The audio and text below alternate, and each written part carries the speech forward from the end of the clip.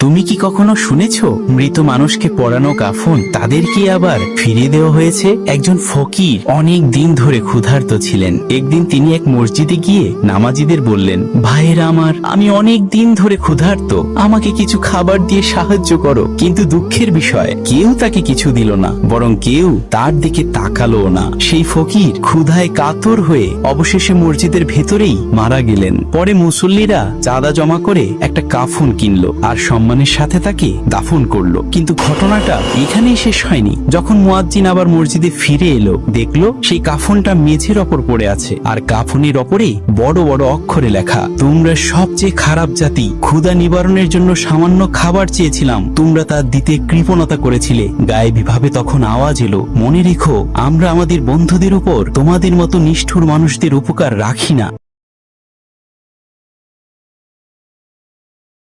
অহংকার করে হেঁটো না, মানুষের অহংকার সাজে না, অহংকার সাজে একজনের। তিনি কে? অহংকার কার চাদর? আল্লাহ বলে, এই চাদর ধরে যদি কেউ টান দেয়, ওরে আমি জাহান্নামে নিক্ষেপ করি, ফালা উবালি, আই ডোন্ট কেয়ার, ওরে আমি জাহান্নামে ফেলবো। অহংকার করার কি আছে আমাদের? কিছুই নাই।